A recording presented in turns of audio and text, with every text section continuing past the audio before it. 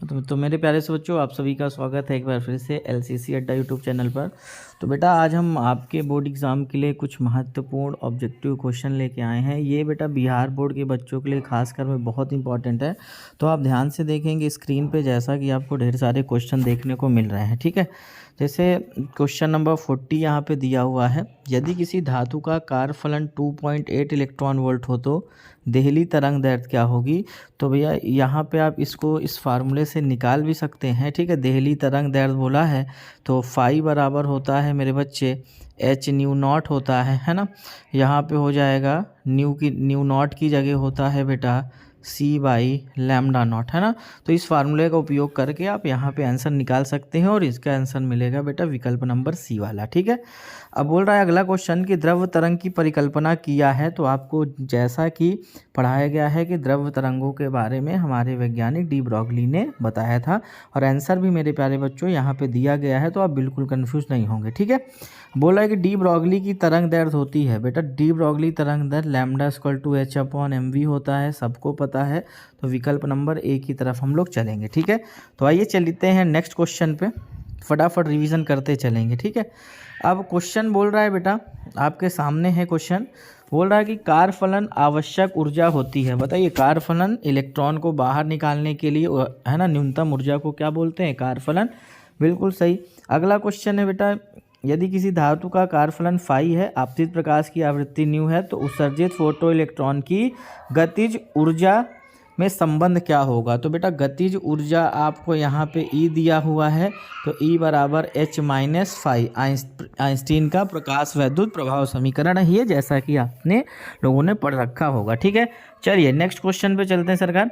तो यहाँ दिया है क्वेश्चन, एक्स किरणों के तरंग दैर्घ्य का क्रम होता है। एक्स किरणों के लिए भैया 1 एंगस्ट्रॉम याद रखेंगे। अगला क्वेश्चन, वह घटना जिसमें कुछ धातुओं पर प्रकाश पड़ने पर उनमें से इलेक्ट्रॉन उत्सर्जित होते हैं कही जाती है, भैया प्रकाश वैद्युत प्रभाव कहा जाता है, जैसा कि आपको पता है। अगला क्वेश्चन है कि प्रकाश वैद्युत प्रभाव में उत्सर्जित प्रकाश इलेक्ट्रॉनों की गतिज ऊर्जा किसके समानुपाती होती है। तो ये बात आपको पता है कि ई जो होता है बेटा प्रोपोर्शनल टू न्यू होता है, तो ये ऑप्शन नंबर बी आपका सही हो जाएगा। चलिए अगले क्वेश्चन पे हम लोग चलते हैं। बोला है बेटा प्लांक नियतांक का एसआई मात्रक होता है। तो बेटा प्लांक नियतांक का एसआई मात्रक होता है जूल सेकेंड।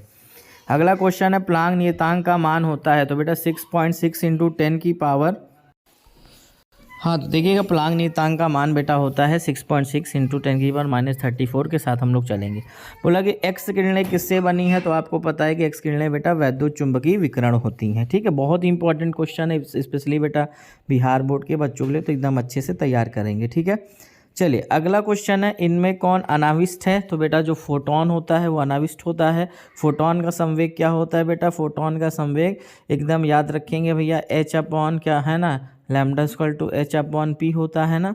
यहाँ पे lambda equal to H upon p हो जाएगा, p equal to H upon lambda, और लैम्डा की जगह यहाँ पे रखा है ना सी बाई न्यू, है ना। यहाँ पे आप याद रखेंगे nu equal to c by lambda होता है, तो lambda equal to c by nu, तो न्यू ऊपर चला जाएगा, एच न्यू अपॉन सी, विकल्प नंबर सी सही हो जाएगा। अगला है प्लांक नियतांक की वीमा होती है बेटा Ml2T-1। चलिए क्वेश्चन नंबर नेक्स्ट की तरफ आगे बढ़ते हैं।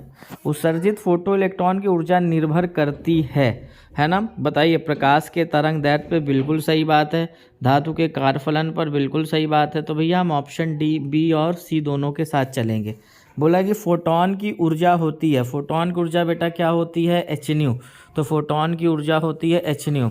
अगला क्वेश्चन है कि लैम्डा तरंग दैर्घ्य वाले फोटोन की ऊर्जा होती है एस सी अपॉन लैम्डा, क्या होती है, एच सी अपॉन लैम्डा। चलिए बेटा अगले क्वेश्चन की तरफ बढ़ते हैं। बोल रहा है कि एक फोटोन की ऊर्जा ई है, प्रोटॉन की गतिज ऊर्जा के बराबर है, माना लैम्डा 1 प्रोटॉन की डी ब्रॉगली तरंग दैर्घ्य है तथा लैम्डा 2 फोटोन की तरंग दैर्घ्य है, तो लैम्डा अपॉन लैम्डा 2 का मान हो जाएगा बेटा, ये विकल्प नंबर बी वाला सही होगा। प्रकाश फोटोन की ऊर्जा होती है, बार बार ये क्वेश्चन आ रहा है, एच न्यू हो जाएगा। ठीक है, चलिए अगले क्वेश्चन पे चलते हैं।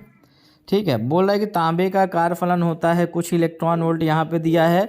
बोल रहा है यहाँ पे अगला क्वेश्चन, यदि नीले रंग के प्रकाश के फोटोन की ऊर्जा E1 और पीले रंग की प्रकाश की ऊर्जा E2 है, तो बताइए निम्न में से कौन सा संबंध सही है। तो बेटा E1 जो होगा E2 से क्या होगा, ज़्यादा हो जाएगा। ठीक है, चलिए तो अगले क्वेश्चन पे चलते हैं।